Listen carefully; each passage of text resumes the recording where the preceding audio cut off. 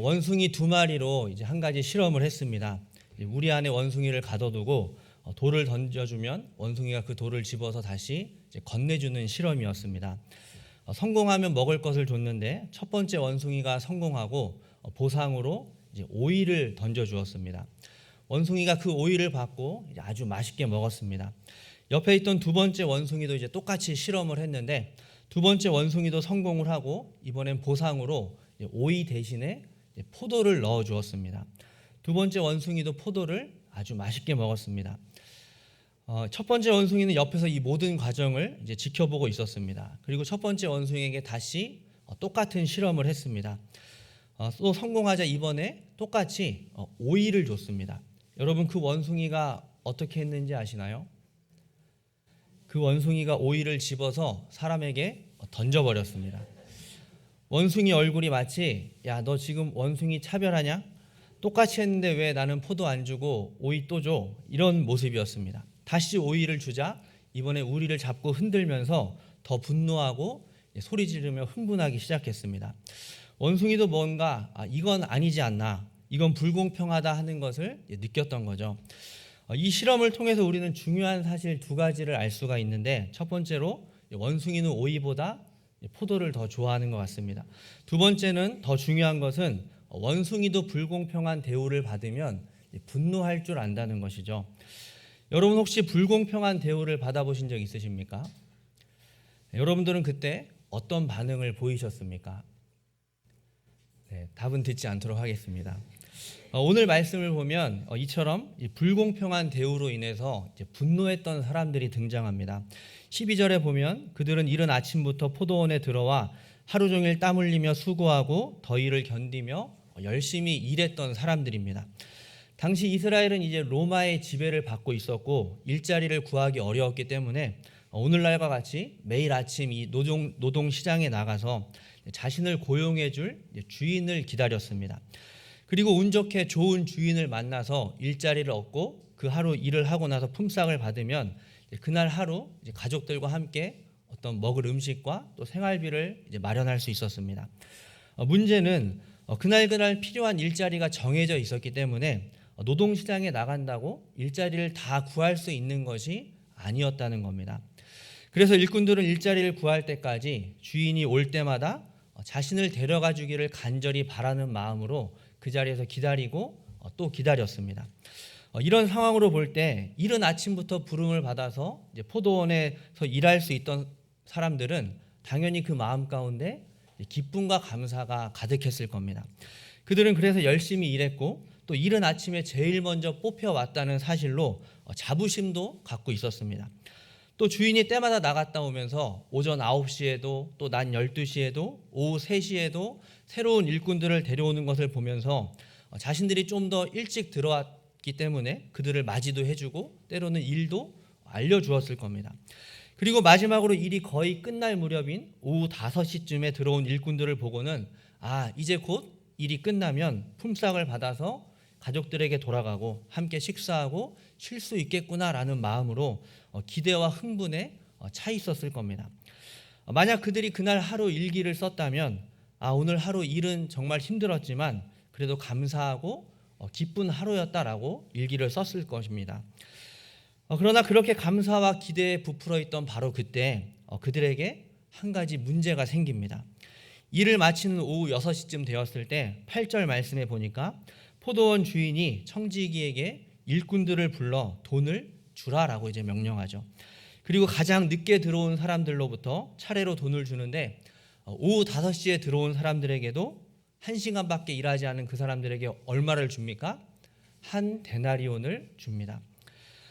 놀랍게도 하루 종일 일한 품삯에 해당하는 그 돈을 1시간밖에 일하지 않은 사람들에게 똑같이 줍니다. 이것을 지켜본 가장 이른 아침에 들어온 사람들은 10절 말씀처럼 자신들은 당연히 더 받을 줄 알았습니다. 그런데 오후 3시에 들어온 사람들을 그 다음에 불러서 돈을 주는데 얼마를 줍니까? 똑같이 한 데나리온. 낮 12시에 들어온 사람들에게도 한 데나리온, 그리고 아침 9시에 들어온 사람들에게도 똑같이 한 데나리온을 줍니다. 마지막으로 이른 아침부터 지금까지 하루 종일 가장 먼저 들어와서 수고한 그들에게도 얼마를 줍니까? 똑같이 한 데나리온을 주었습니다. 무언가 불공평하다고 느낀 그들은 참다 못해 주인에게 따지기 시작합니다. 11절과 12절 말씀에 한 데나리온을 받은 후 집 주인을 원망하여 이르되 나중 온 이 사람들은 1시간밖에 일하지 아니하였거늘 그들을 종일 수고하며 더위를 견딘 우리와 같게 하였나이다. 우리 성경은 아주 점잖게 얘기하지만 이 공동번역 성경을 보면 막판에 와서 1시간밖에 일하지 않은 저 사람들을 온종일 뙤약볕 밑에서 수고한 우리들과 어떻게 똑같이 대우하십니까? 라면서 그들의 감정을 드러내고 있습니다. 여기서 원망하다라는 이 말은 이스라엘 백성들이 광야에서 모세와 아론에게 또 하나님께 원망했다라고 했을 때 쓰였던 그 말과 똑같은 말입니다. 수군거리고 분노하고 그 마음 가운데 계속해서 그 원망의 마음을 품고 있었다라는 의미입니다. 일찍 들어온 일꾼들에게는 더 이상 그 처음 들어왔을 때의 어떤 기쁨과 감사는 이제 온데간데 없고 이제는 불평과 원망과 분노와 불신만 그들의 마음 가운데 자리 잡고 있었습니다. 주인에 대한 신뢰는 사라지고 오히려 주인이 공정하지 못하다, 주인은 불공평하다라고 이제 생각하기 시작했던 거죠. 마치 첫 번째 원숭이가 처음에는 오이를 맛있게 먹다가 옆에 있는 원숭이가 포도를 먹으니까 맛있게 먹던 오이를 던져버리고 자기는 왜 포도를 안 주냐고 불평했던 것처럼, 분노했던 것처럼 그들 역시도 지금 첫 마음을 잃어버리고 주인과의 좋은 관계도 다 깨져버렸다는 것이죠. 여러분들은 지금 이 상황을 어떻게 생각하십니까? 일찍 온 사람들의 말처럼 주인이 정말 불공평하게 일을 처리하고 있습니까? 주인이 그들에게 무슨 큰 잘못을 저질렀습니까? 이 이야기가 나하고는 전혀 상관없는 이야기인가요? 어찌 보면 그들의 주장이 맞는 것 같기도 하고 아닌 것 같기도 합니다. 그런데 2절 말씀에 보면 그가 하루 한 데나리온씩 품꾼들과 약속하여 포도원에 들여보내고 라고 되어 있습니다. 일꾼들이 처음 주인과 약속한 것이 얼마였습니까? 한 데나리온이었죠. 한 데나리온은 하루치에 해당하는 적당하고 또 정당한 품삯이었습니다. 그리고 일꾼들이 받은 금액도 역시 한 데나리온이었죠. 주인이 처음 그들과 약속한 그대로였습니다. 그래서 13절에 주인은 그들에게 내가 너희에게 잘못한 것이 없노라. 너희가 나와 한 데나리온을 약속하지 아니하였느냐라고 이야기하죠. 주인은 약속대로 했고 그들이 생각했던 것처럼 아무런 잘못도 부당한 대우도 하지 않았음을 분명히 말합니다. 만약 재판을 한다고 해도 이건 100% 주인이 이기는 싸움이었다는 거죠. 그렇다면 그들은 도대체 무엇 때문에 이렇게 분노하며 화를 내고 있었을까요? 오늘 말씀 가운데 우리가 관심 가져야 하는 부분이 바로 이 부분입니다. 그들이 주인을 향해 불평하고 원망했던 이유를 살펴보면 그 시작이 바로 다른 사람들과의 비교 때문이었음을 알 수 있습니다. 내가 적게 받아서가 아니라 나보다 남이 더 받았다라고 여겼기 때문이죠. 그들은 자기 것에 만족한 것이 아니라 비교하며 남의 것에 눈을 돌리기 시작하면서 주인에게 불평하고 화를 내기 시작했던 겁니다. 야고보서 1장 15절에 욕심이 잉태한 즉 죄를 낳고 죄가 장성한 즉 사망을 낳느니라 하는 이 말씀처럼 남과 비교하기 시작하면서 처음 그 기쁨과 감사의 마음을 잃기 시작했고 첫 마음을 잃게 되면서 입에서 불평과 원망이 나오기 시작했습니다. 그리고 그 불평과 원망이 그들의 마음을 사로잡자 그들은 가장 중요한 것을 잃어버리게 되는데 그것은 바로 주인과의 좋은 관계마저도 다 깨져버리게 되었다는 겁니다. 여러분, 우리가 신앙생활을 하면서 배우고 훈련해야 할 중요한 덕목 중 하나는 바로 자족이라고 할 수가 있습니다. 자족은 외부의 환경이나 어떤 조건에 영향을 받지 않고 감사하고 만족할 줄 아는 마음이죠. 그리고 그 자족의 중요한 방법 가운데 하나가 바로 다른 이들과 비교하지 않는 것입니다. 여러분, 혹시 행복의 반대말이 뭔지 아시나요? 행복의 반대말은 불행이 아니라 비교라고들 합니다. 비교하기 시작할 때 우리가 행복에서 멀어지듯이 신앙생활도 마찬가지로 우리가 비교하기 시작할 때 자족에서 점점 멀어지고 나아가 하나님과의 관계 가운데서도 멀어지게 된다는 것을 말씀합니다. 저는 학창 시절에 제 친구를 보면서 비교가 우리 삶에 어떤 영향을 끼치는지를 매우 절실하게 경험했던 적이 있습니다. 제 친구 중에 늘 학교에서 시험을 보면 전교 1등만 하는 아주 똑똑한 공부 잘하는 친구가 있었습니다. 참고로 말씀드리면 비슷한 사람끼리 다니는 거 알고 계시죠? 네, 여기까지만 말씀드리겠습니다. 하루는 이제 시험 성적을 발표하는 날이 됐는데, 이제 제가 학교 다닐 땐 교실 뒤에 이제 성적표가 쭉 붙잖아요. 먼저 보고 와서는 자리에 앉아서 이제 울고 있는 겁니다. 저는 친구가 우는 것을 보면서 속으로 원숭이도 나무에서 떨어진다더니 얘가 이번에 시험을 망쳤나 보구나. 왜 울지? 시험을 못 봤나? 아니면 이번에 나한테 1등을 뺏겼나? 뭐 이런 마음을 하면서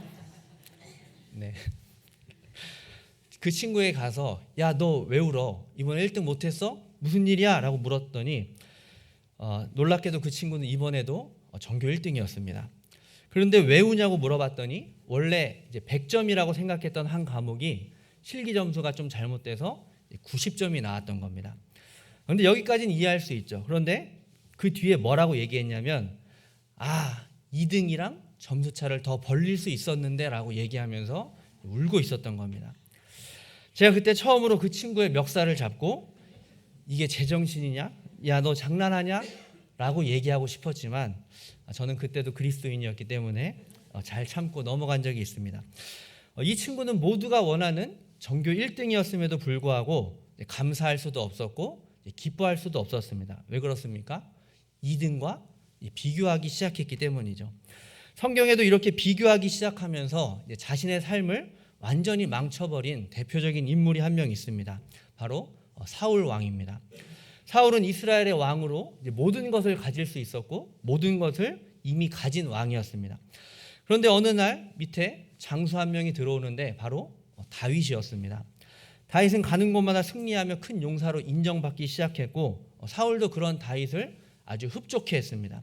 사무엘상 18장 5절 말씀에 보면 다윗은 사울이 보내는 곳마다 가서 지혜롭게 행하매 사울이 그를 군대의 장으로 삼았더니 온 백성이 합당히 여겼고 사울의 신하들도 합당히 여겼더라라고 말씀하죠.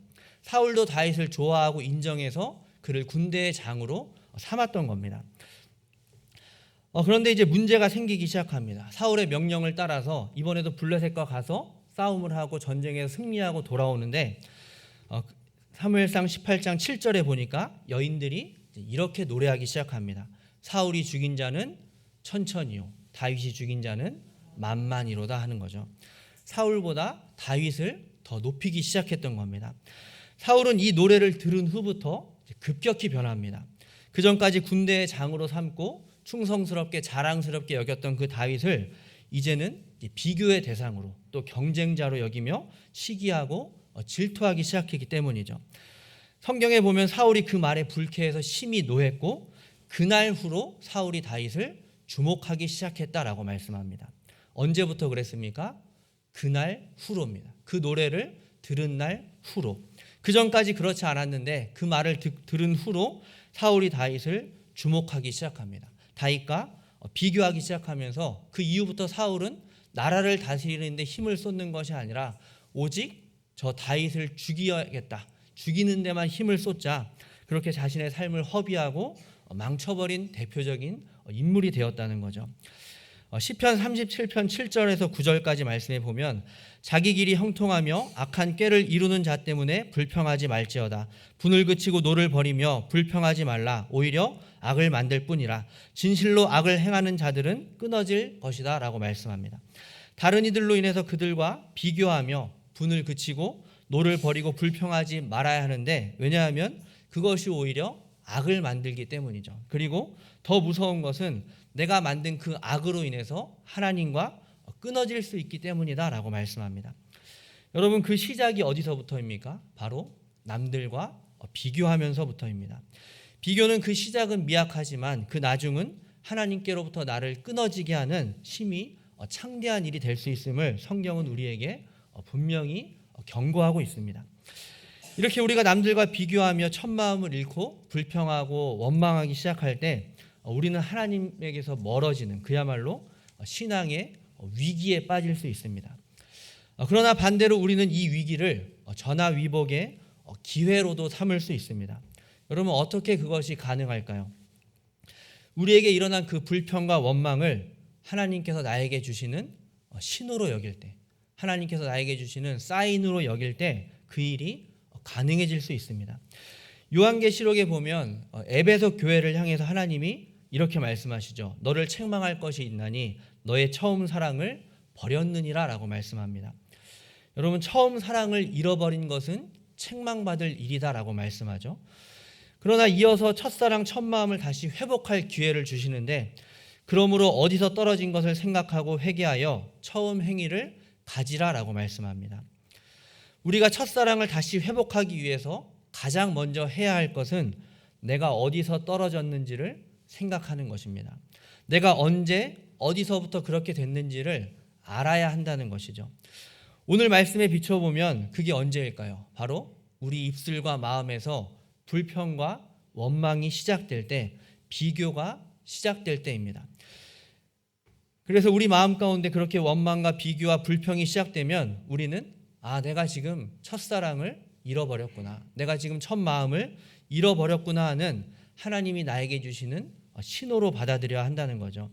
계속 불평과 원망이 내 삶을 지배하도록 내버려둔 채 하나님과 점점 멀어지는 것이 아니라, 불평이 튀어나올 때 내가 지금 첫 마음을 잃어버렸구나, 원망이 계속 이어질 때 내가 지금 첫사랑이 식었구나 하는 것을 깨닫고 회개하고 돌이킴으로 우리의 잃어버린 첫 마음, 그 첫사랑을 다시 회복해야 한다는 것입니다. 여러분, 혹시 지금 우리 마음과 입술 가운데 여전히 불평과 원망이 있으십니까? 지금 우리가 남들과 비교하며 불평하고 원망하고 있다면 그 마음 그대로 내버려 두지 마시고 나에게 주시는 하나님의 신호로 여겨 회개함으로 우리에게 주신 그 첫 마음, 또 기쁨과 감사가 넘치는 그 첫사랑을 다시 회복할 수 있는 여기 교회 모든 성도님들 되시기를 간절히 바랍니다. 오늘 말씀을 우리가 읽으면서 제게 드는 한 가지 의문이 있습니다. 만약 주인이 품삯을 줄 때 나중에 온 사람부터가 아니라 일찍 온 사람부터 한 데나리온을 주고 내보내고, 그 다음에 온 사람에게 또 한 데나리온을 주고 내보내고, 이렇게 해서 마지막 사람에게 주고 내보냈다면 어떻게 되었을까 하는 것이죠. 아마도 처음 온 사람들은 남들이 얼마를 받았는지 모르기 때문에 처음 마음 그대로 비교하지 않고 기쁨과 감사로 집으로 돌아갈 수 있었을 겁니다. 그런데 그리고 또 원래 먼저 온 사람에게 일당을 주는 것이 당시의 일상적인 일이었다는 거죠. 그런데도 주인은 오히려 거꾸로 나중에 온 사람부터 시작해서 가장 일찍 온 사람에게 돈을 차례대로 주었습니다. 이 말은 주인이 늦게 온 사람부터 그들이 얼마를 받는지 다 알 수 있도록 일부러 계획적으로 그렇게 했다는 것을 말씀하는 거죠. 여러분, 주인이 왜 그랬을까요? 주인이 일부러 그렇게 했다는 것은 그 안에 어떤 주인의 분명한 의도와 목적이 담겨 있음을 알 수 있습니다. 그리고 그 주인의 의도와 목적을 14절에 나중 온 이 사람에게 너와 같이 주는 것이 내 뜻이다라고 말씀합니다. 주인이 일부러 그렇게 한 이유는 다름 아닌 자신의 뜻을 그 일찍 들어온 사람들에게도 알려주기 위해서였습니다. 먼저 온 사람들에게, 그리고 오늘 이 자리에 있는 우리 모두에게 주인의 뜻, 바로 하나님의 뜻을 알리기 원하셨기 때문이죠. 나아가 그 뜻에 우리 모두가 동참하기를 원하시기 때문입니다. 물론 오늘 본문에 그런 말은 없지만 이제 마태복음 18장에 보면 10,000달란트 빚진 자 이야기가 나오죠. 주인에게 10,000달란트 빚진 자가 갚을 것이 없어 간청하니까 주인이 그를 불쌍히 여겨서 그 10,000달란트의 빚을 다 탕감해 줍니다. 그런데 그 빚진 자가 다시 집으로 돌아가는 길에 자신에게 100데나리온 빌린 자를 이제 만나고 그 사람 멱살을 잡고 흔들면서 빨리 내 돈 갚으라라고 따지기 시작하죠. 그 동료도 간청했지만 들어주지 않고 그 사람을 옥에 가둬버립니다. 이 사실을 안 주인이 그 종을 다시 불러서 그 말씀을 보면 악한 종아, 내가 빌기에 내가 내 빚을 전부 탕감하여 주었거늘 내가 너를 불쌍히 여김같이 너도 내 동료를 불쌍히 여김이 마땅하지 아니하냐라고 얘기하죠. 여기서 주인이 10,000달란트 빚진 자에게 말씀하시는 것을 통해서 우리는 주인이신 하나님의 마음과 뜻을 알 수 있습니다. 내가 너를 불쌍히 여김같이 너도 동료를 불쌍히 여김이 마땅하지 아니하냐. 이것이 바로 주인의 뜻입니다. 주인이 종에게 은혜를 베푼 목적입니다. 은혜를 입은 종이 주인의 뜻을 알고 그 뜻에 동참하기를 원하시는 것이 바로 하나님의 마음이자 뜻이었다는 거죠. 마찬가지로 오늘 말씀에 주인이 일부러 돈을 주는 순서를 바꾸고 나중 온 이 사람에게 너와 같이 주는 것이 내 뜻임을 다 알게 한 것도 이와 동일한 의도와 목적을 갖고 있습니다. 주인의 뜻을 안 그들이 주인의 뜻에 동참해서 내가 하나님께 은혜 받은 대로 똑같이 남에게 은혜를 베푸는 삶을 살라고 그들에게 또 오늘 예배하는 우리 모두에게 요청하고 계신 겁니다. 그게 바로 우리를 향한 하나님의 뜻이다라고 알려주시고 계신 겁니다. 여러분, 오늘 설교 제목을 보셨습니까? 오늘 설교 제목은 불공평한 은혜입니다. 가장 늦게 들어온 사람부터 가장 먼저 들어온 사람까지 일한 시간이 다 다르지만 똑같이 한 데나리온을 받죠. 뭔가 불공평한 것 같지만 모두가 동일한 한 데나리온의 은혜를 받았기 때문에 불공평한 은혜다라고 지어봤습니다. 여러분, 오늘 말씀에 나오는 일꾼 중에 누가 가장 많은 은혜를 받은 사람일까요? 제일 늦게 들어온 사람이 가장 많은 은혜를 입은 것 같습니다. 가장 늦게 들어와서 적게 일하고 똑같이 받았기 때문이죠. 그러면 누가 가장 적은 은혜를 받은 사람일까요? 첫 번째 들어온 사람, 제일 먼저 들어와서 일은 제일 많이 했는데 일한 것에 비해서 남들과 똑같이 받았기 때문에 가장 적은 은혜를 받은 것일까요? 좀 다르게 생각해 보면 그들은 가장 많이 일을 했을지 모르지만 가장 일찍 들어왔기 때문에 누구보다 먼저 평안과 기쁨을 누릴 수 있었습니다. 늦게 들어온 사람일수록 부름을 받는 그 순간까지 계속해서 일자리와 또 가족의 생계에 대한 초조함과 불안함으로 하루 종일 안절부절 못했을 것이기 때문이죠. 그래서 가장 먼저 들어온 사람은 그만큼 늦게 들어온 사람이 누릴 수 없는 더 많은 기쁨과 평안을 누린 또 다른 의미에서 가장 큰 은혜를 받은 사람이었습니다. 여러분, 그러면 제가 다시 한번 질문해 보겠습니다. 오늘 말씀 중에 누가 더 큰 은혜를 입은 사람일까요? 네, 고민되시죠? 사실은 모든 일꾼이 다 큰 은혜를 입은 자들입니다. 무엇보다 일꾼들이 부름 받은 것 자체가, 그래서 포도원에서 일할 수 있는 것 자체가 전적인 그 주인의 은혜였기 때문입니다. 결국은 모두 다 각각의 필요한 은혜를 받았고, 그래서 오늘 말씀에 불공평한 대우, 불공평한 은혜를 받은 사람은 아무도 없었던 겁니다. 그리고 사실 은혜라는 말 이 자체가 원래 불공평함을 담고 있는 말입니다. 은혜라는 말의 본래 의미는 자격 없는 자에게 주어지는 선물이다라는 의미를 담고 있기 때문이죠. 여러분, 자격이 없는데 왜 선물을 줍니까? 그 자체가 말이 되지 않죠. 불공평한 일입니다. 그래서 우리는 은혜가 불공평하다고 따질 수가 없습니다. 은혜라는 말 자체가 원래부터 이 불공평함을 담고 있는 말이기 때문이죠. 더욱이 우리가 예배드리고 있는 우리가 은혜에 대해서 따질 수 없는 것은 여기 있는 우리 모두가 이미 그 불공평한 은혜의 수혜자들이기 때문입니다. 우리에게 아무런 자격이 없음에도 우리가 하나님의 자녀가 된 것이 바로 이 불공평한 은혜 때문이고, 무엇보다 전적인 하나님의 은혜가 우리에게 주어진 결과이기 때문입니다. 그래서 말은 불공평한 은혜이지만 우리는 그 불공평한, 그러나 전적인 이 하나님의 은혜에 불평과 원망이 아니라 그저 감사할 수밖에 없는 사람들이 바로 저와 여러분들입니다. 여러분은 몇 시에, 또 여기 교회 몇 시에 주인의 부르심을 받고 들어오신 분들입니까?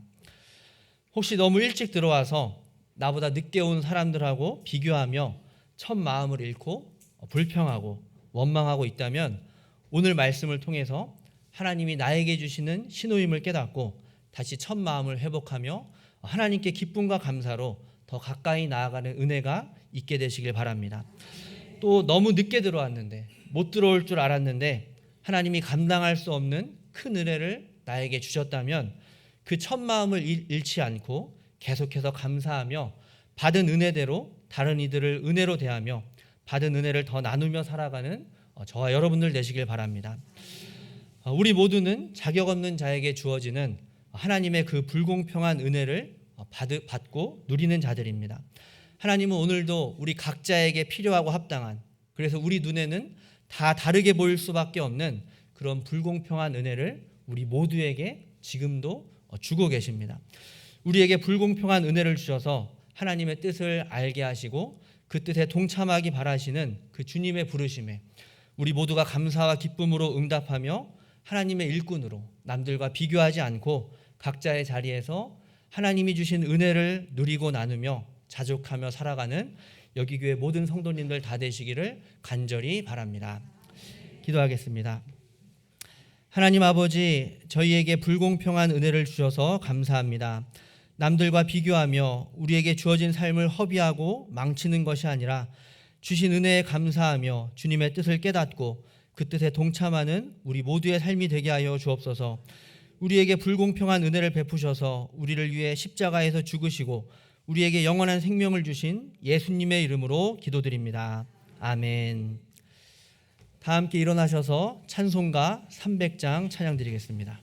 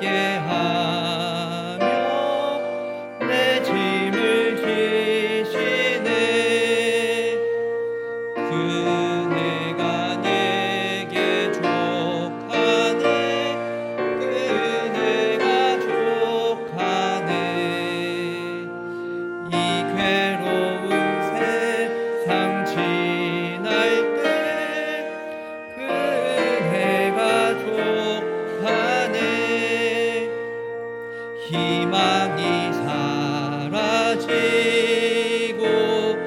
친구 날 버릴 때 주 내게 속삭이며 새 희망 주시네. 싸움이 맹렬하여 두려워 떨 때에 승리의 왕이 되신 주 음성 들리네. 그네가 내게 족하네.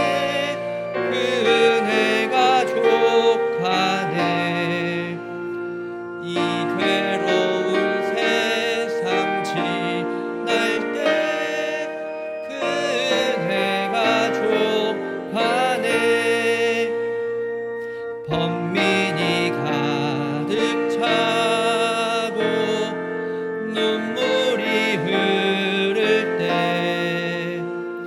주 나의 곁에 오사 위로해 주시네. 환난이 닥쳐와서 어려움 당할 때 주님의 능력 입어 원수를 이기네. 그네가 내게 족하네. 그네가 족하네. 이 괴로운 세상 지날 때 그네가 족하네. 지금은 우리 주 예수 그리스도의 은혜와 하나님 아버지의 크신 사랑하심과 성령님의 함께하시며 교통하심이 불공평한 은혜로 구원받음에 감사하며 각자의 자리에서 그 은혜를 누리고 나누며 자족하길 다짐하는 이 자리에 함께한 여기교회 모든 성도님들 위해 각 가정과 학교와 직장과 일터 위에 지금부터 영원토록 함께 계시옵기를 간절히 축원하옵나이다. 아멘.